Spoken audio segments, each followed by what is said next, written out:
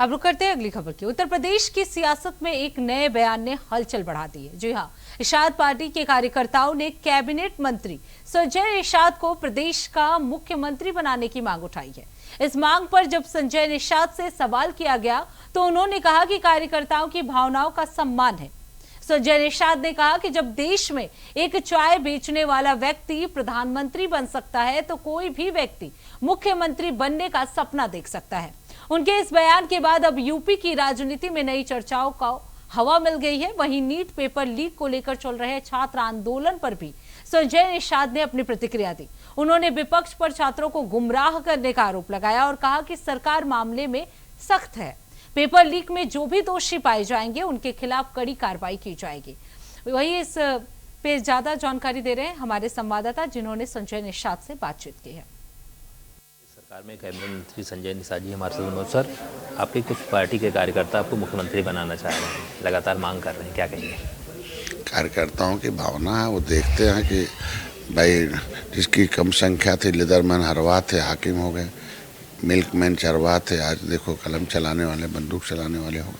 और उनको अब छपा था एक हफ्ता पहले कि 28 लाख नौकरी है उत्तर प्रदेश में, 14 लाख नौकरी रिजर्व है।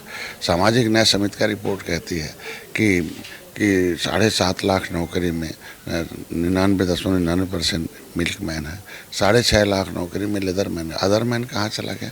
तो उनके मतलब संख्या जिसका मुख्यमंत्री होता है उसका सब उनके लोग मनोबल से पढ़ते हैं, मनोबल से। एक निषाद अंग्रेजों से, मुगलों से लड़ने वाली जाति हैं। ये 24 कैरेट के राष्ट्रवादी हैं और आज के दिन में इनका जमीन जायदाद अंग्रेजों ने छीना था, इनको कानून से उजाड़ा था, क्रिमिनल कास्ट घोषित किया था, देश को आज़ाद कराने में गुजरे राष्ट्रवादी हैं। गद्दारवादी वाले थे जो अंग्रेजों की सेना में जाके बंदूक उठा रहे थे, हमारे लोग लड़ रहे थे। तो आज के दिन में लड़ने के लिए गरीब हुए हैं तो भूमिहीन है। 60% भूमिहीन की ज़मीन कहाँ चली गई, जमीन जायदाद कहाँ चली, शिक्षा कहाँ चला गया, ये केवल राशन पर जिंदा रहे। तो ऐसे में कार्यकर्ताओं को देखने में आया कि जिसकी संख्या कम, रोटेशन में, कि जिसने जो भी आया सत्ता में उसके हिसाब से उसके समुदाय का बड़ा विकास हुआ और सम्मान भी बढ़ा, गर्व से शिक्षा, स्वास्थ्य, रोजगार में आगे बढ़े, इसलिए उनकी सोच है। सर, लगातार छात्रों का प्रदर्शन जारी है। ऐसे में देश के प्रधानमंत्री नरेंद्र मोदी ने कहा कि जो भी दोषी उनको बख्शा नहीं जाए, लेकिन विपक्ष लगातार सवाल उठा रहा है कि धर्मेंद्र प्रधान का इस्तीफा आखिर क्यों नहीं हो रहा है? ये चर्चा क्यों नहीं कराते भाई? आज के दिन में सदन देखे हुए जो वकील वकालत हो तो न्यायाधीश के सामने वकालत होता है। सड़क पर वकील जो अपना बहस करे उसे कोई मतलब नहीं है। सदन में अपना आवाज़ उठाएं और सदन में चर्चा क्यों नहीं? अगर में चर्चा होगी तो पता चलेगा कि सबसे ज़्यादा नकल माफिया इन लोगों के समय थे। मंत्री ये बनाते थे, विधायक ये बनाते थे, सारा कैसे सेंटर बिकता था, कैसे लोगों की ज़िंदगी बिकती थी, कैसे लोगों को फर्जी कागज़ बना के नौकरी दी जाते, ये सब सदन में चर्चा होगा, ऑन रिकॉर्डेड। इसीलिए लोग, विपक्षी लोग छात्रों को गुमराह करके इसको बाहर प्रदर्शन करें, अंदर चर्चा के लिए तैयार नहीं है। अब जिस छात्रों के साथ मोदी खड़े हैं तो छात्रों को चाहिए कि मोदी पर विश्वास करें। अब खुद जिसको चिंता मोदी ने की वो निश्चित रूप से दुरुस्त हो जाएगा और जो मोदी कह देते हैं वो करते हैं। विपक्ष लगातार ये भी कह रहा है कि ये सरकार तानाशाह है, तानाशाही रवैया अपना रही है। विपक्ष क्या, हम लोग भी आंदोलन किए थे, विपक्ष ने गोली मार दी थी।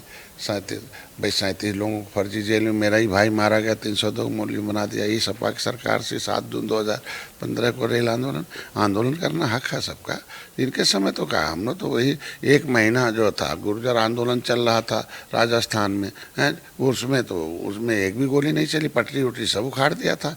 अब हम लोग थे 1 घंटे के अंदर, हम तो पटरी नहीं उखाड़े ना, हम तो शांतिपूर्वक आंदोलन कर रहे थे। भाई हम लोग क्यों गोली मारी गई? अब वो भी रेल की ज़मीन थी, रेल की ज़मीन आरपीएफ गोली चलाती है, चल जाता। यूपी सरकार के कैसे दमन किए जाते। 60 गाड़ी फूंक दी गई, सारे लोगों को बंद किया, निषाद के नाम पर पिटाई हुई और इन लोगों के किसी कान फाड़ दिए, बच्चों के, महिलाओं को पीटा गया। इस तरीके से इनके साथ अन्याय होता है। तो अपने समय का भी देखें क्या होता। इन छात्रों को गुमराह करके लोग छपना चाहते और कुछ है नहीं। आखिरी सवाल, आज डेलीगेशन एक रामपुर पहुंच रहा है जौहर यूनिवर्सिटी को लेकर के, वहां पर जाकर के ज्ञापन देंगे जिलाधिकारी से मिलकर के। देखिए आज के दिन में ये सब नाटकबाज हैं, धोखेबाज हैं और आजम खां के साथ धोखा किया इन लोगों ने। आजम खां सरकार में थे भाई, जब बना तो ज़मीन को बैध कर सकते थे लोग, क्यों नहीं बैध किया भाई? उसकी जगह दूसरी ज़मीन दे देते या पैसा जमा करा देते। आजम खां पैसा कमी थोड़ी था, है भाई, स्कूल के पास पैसा कमी थोड़ी, सरकार जमा कर सकती थी जब आप इन्वेस्टिंग मान्यता दी हो, या उतनी ज़मीन कहीं और दे देते सरकार को, ये हो सकता था। इन लोगों ने तो किया नहीं, धोखा किया आजम खां के साथ, और आज अवैध हो गया। अब सरकार कोई कंप्लेन किया उस पर नियमानुसार तो अवैध संपत्ति को हटाना ही पड़ेगा, तो अब नाटक खेल कर जाकर फोटो छपवा रहे हैं। ये सब कुछ जनता आप सब जानती है। ये थे उत्तर प्रदेश सरकार में कैबिनेट मंत्री संजय निषाद जी। वीडियो जर्नलिस्ट हरीश साथ बसंत मिश्रा, इंडिया वॉइस, लखनऊ।